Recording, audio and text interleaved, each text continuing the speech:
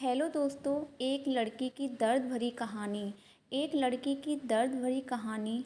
लाड़ो का जन्म एक संपन्न परिवार में हुआ था। लाड़ो घर में सबसे छोटी थी और सबकी लाडली थी। माँ, पापा, भाई उसकी हर ज़रूरतों का ख्याल रखते थे। अच्छे स्कूल में पढ़ाया लिखाया, जयपुर में बढ़िया कॉलेज से एमबीए करने लगी। लाड़ो की एमबीए ख़त्म होते होते लाड़ो के भाई देव ने शालिनी से लव मैरिज कर ली। शालिनी खुले विचारों की आधुनिक स्त्री थी जिसे एकाकी परिवार पसंद था। वो देव के माँ बाप के साथ नहीं रहना चाहती थी।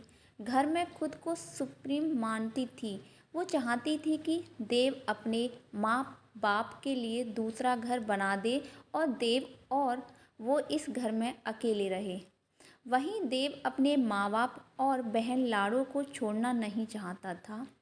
इस वजह से आए दिन घर में कलेश होने लगी। देव ने शालिनी को बहुत समझाया कि माँ बाप ने मुझे पाला पोस कर बड़ा किया है, उनकी वजह से ही आज मैं ये नौकरी और शोहरत है। देव शालिनी से कहता है कि तुम इस घर की बहू हो, हम दोनों की नैतिक जिम्मेदारी है, माँ, पापा और बहन की। लेकिन शालिनी कुछ भी समझने के लिए तैयार नहीं थी। बहुत यहाँ तक आ गई कि यहाँ तो अपने माँ बाप को अलग करो, वरना दहेज का केस करके तुम्हारी बहन को भी अंदर करवा दूंगी। परिवार तो पहले से ही परेशान था। दहेज का नाम सुनकर घबरा गया। जबकि लाड़ो तो जयपुर से एमबीए कर रही थी, वहीं हॉस्टल में रहती थी, बस कभी कभी आना होता था। लेकिन शालिनी तो लाड़ो पर भी दहेज का केस ठोकने की धमकी दे रही थी। देव और उसके माँ बाप बहुत दुखी थे। वो चाहते थे कि लाड़ो पढ़ लिख कर अपने पैरों पर खड़ी हो जाए, कहीं अच्छी नौकरी कंपनी में नौकरी करे और नाम कमाए। पर घर के अंदर के हालात ऐसे हो गए थे कि डर डर कर दिन काटने लगे। माँ बाप को लाड़ो की फिक्र होने लगी। कितने लाड़े से पाला था, लेकिन आज वो शालिनी के सामने झुकने के लिए तैयार थे। अब शालिनी के भी हौसले बढ़ गए।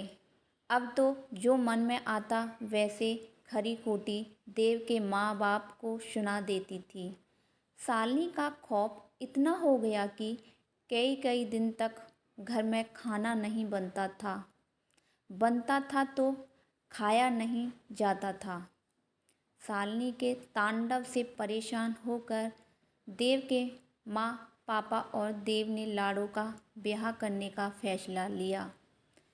उन्हें लगता था कि लाड़ो का ब्याह हो जाएगा तो शालिनी का तांडव कम हो जाए।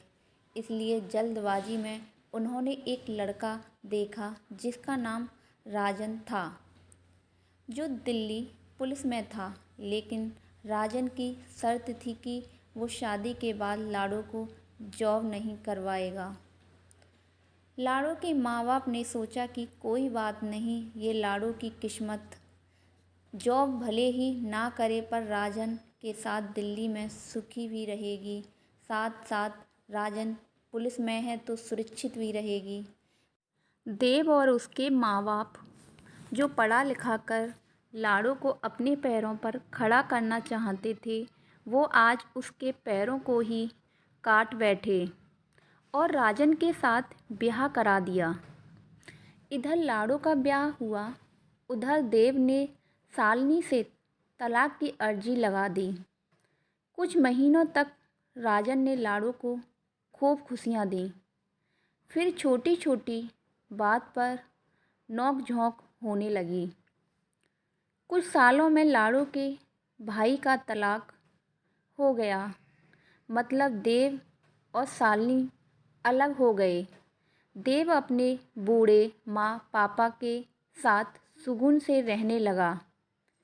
इधर लाड़ो पर राजन जुल्म ढाने लगा। रोज़ रोज़ लाड़ो के माँ बाप को गाली देता।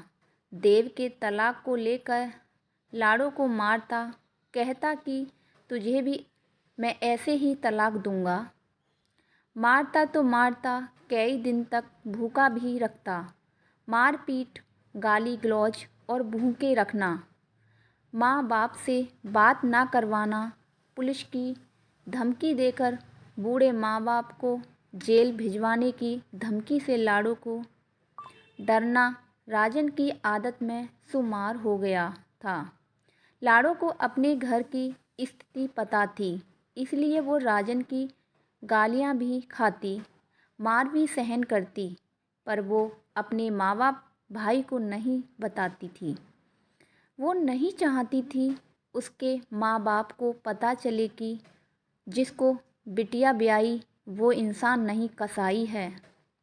फिर राजन ने लाड़ो को अपने गांव में अपने माँ बाप के पास छोड़ दिया, जहां लाड़ो को भैंस का काम करना होता था। लाड़ो तो MBA कर रखी थी, कभी ना गांव में रही और ना गांव का काम आता था, लेकिन अब भैंस का पूरा काम करना होता था। गोबर पानी, खेतों से चारा काट कर लाना, यहाँ तक कि घर का पानी भी दूर से ढोकर लाती थी। कभी कभी भैंस खूंटा तोड़ भाग जाए तो राजन का बाप लाड़ो पर चिल्लाता था, खुद द्वार पर बैठा हुक्म पीटता और लाड़ो को गालियाँ देते हुए भैंस पकड़ने खेतों में भेज देता। बेचारी लाड़ो भैंसों के पीछे इधर से उधर भागती देखने वाले गांव वालों को तरस आ जाता था लाड़ो पर उसके पति राजन और राजन के माँ बाप को तरस न आता। गांव में भी खौफ पैदा कर दिया था कि बेटा दिल्ली पुलिस में है, किसी ने कुछ बोला तो थाना कचहरी के चक्कर लगवा देगा। पर ऐसे पित्रारण कितने दिन तक छुपेगी? ये तो ऐसा ही है कि छुपाए नहीं छुपता। एक दिन देव को पता चल गया कि उसकी बहन के साथ उसके ही घर में बड़ा जुल्म हो रहा है। उसको दिल्ली की बजाय गांव में रख दिया है। उसके ऊपर बिजलियां गिर गईं, लगा कि सब झूठ है। देव सीधा लाड़ो से मिलने राजन के गांव उसके घर पहुंचा। लाड़ो से सारी घटनाएं पता चलीं। आज पहली बार लाड़ो ने सारी बात भाई को बता दी, पर कहती है, भाई तू ये समझ ले, लाड़ो मर गई और आगे से कभी इस घर में मत आना। तेरे तलाक के बाद से माँ बाप को कम ताने मिल रहे हैं, अब मेरा भी तलाक हुआ तो माँ बाप की रही सही इज्जत चली जाएगी। लोगों क्या कहेंगे कि बेटा तो बेटी भी तलाक देकर आ गई, इसलिए तुम सब लोग ये सोच लो कि मैं मर गई। मर तो उसी वक्त गई थी जब भाभी द्वारा दहेज की धमकी के डर से MBA की डिग्री के बाद भी जल्दबाजी में मेरा ब्याह कर दिया गया। सपने तो तभी चिकनाचूर हो गए थे। बची कुछ ही कसर राजन ने पूरी कर दी। अब मेरी किस्मत, मेरा भाग्य ऐसे ही मारा खाकर जिंदगी जीने पड़े तो जी लूँगी, पर माँ बाप को कभी ताने दे उनकी इज्जत जाए तो बर्दाश्त ना कर पाऊँगी। फिर लाड़ो ने रोते हुए हमेशा के लिए देव को विदा कर दिया। ये कहानी एक लाड़ो की नहीं है, ऐसी हजारों लाड़ो आज पढ़ लिख कर अपने भविष्य के सुनहरे सपने देखती हैं, पर पारिवारिक परिस्थितियों के चलते अपने सपनों के साथ अपनी ज़िंदगी भी कुर्बान कर रही हैं। उनकी चीखें, आवाज़ें उनके अंदर ही दफन होकर रह जाती हैं। किस्मत और भाग्य को दोष देकर खुद को समझाती हैं। अगर दोस्तों ये हमारी वीडियो और ये जो हमारी कहानी आपको कैसी लगी, अपनी कमेंट राय ज़रूर लिखें कि बेटियों के लिए क्या करना चाहिए। ऐसे जल्लादों के घर में इतना भी सहन मत करना मेरी बेटी बहन बेटियों, जो लोग तुम पर जुल्म करते चले जाएं और तुम सहन करती चली जाएं। ऐसी माँ बेटियों के लिए धन्यवाद।